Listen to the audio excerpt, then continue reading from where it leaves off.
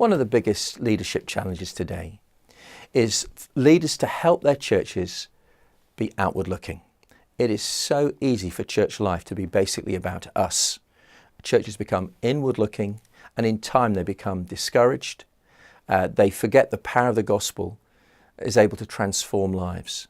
So a leader needs to create some missional momentum to help a church to be confident of the gospel, but to get that gospel out into the community. How can that happen? Well, there are many, many ways in which we can do that, but a key insight is provided by Acts chapter 4. That chapter is the first opposition. It records the first opposition to the spread of the Christian gospel. It comes surprisingly from people who are theologically aware, who have been reading the Bible and perhaps responsible in one sense for the public worship of God, but they are the ones that don't want the message of Jesus to get out. They command, they bully, they intimidate the early Christians into silence. It would have been so easy for the early Christians to turn in on themselves.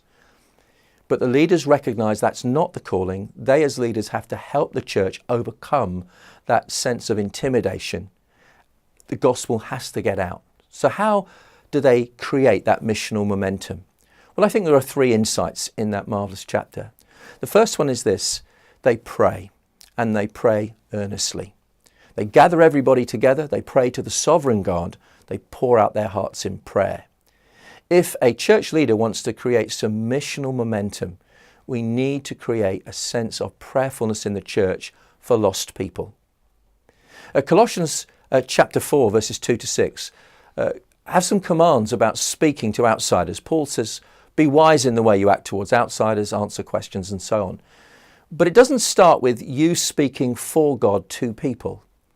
It starts with you speaking to God for them.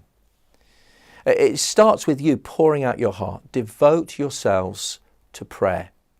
That word devote is a passion word. It's a word where you take it so seriously that you cannot but keep on praying to God.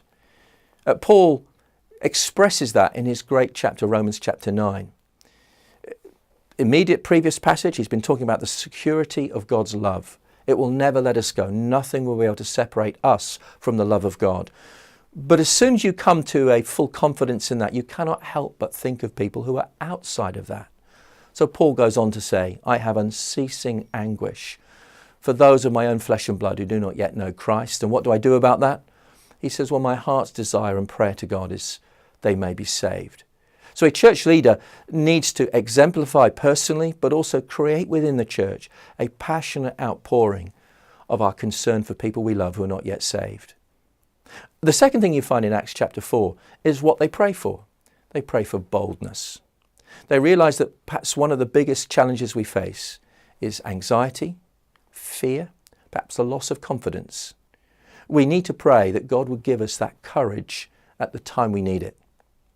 One church leader has often said this. He said, conversations come up, opportunities come up for all of us as Christians, but in a split second we have a decision to make. Are we going to take a cowardly way out or a courageous way into a conversation? Doesn't mean we bully, doesn't mean we beat, but it does mean we have boldness.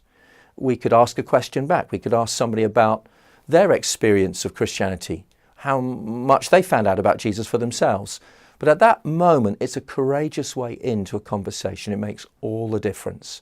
And they know that. God will give us opportunities, but we need to pray for that attitude of courage to take the ones he gives us.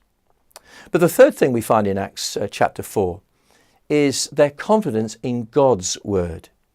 We're not taking our message of our church, however wonderful our church may be. We're taking God's message of what Jesus has done. We want to be clear on that. We want Christians to be confident they're going to talk about what Jesus has done for them and what Jesus has done for others. A church can't go far wrong if it encourages prayerfulness for lost people, it prays for boldness and courage, and it keeps on confidently getting God's word to people in the community.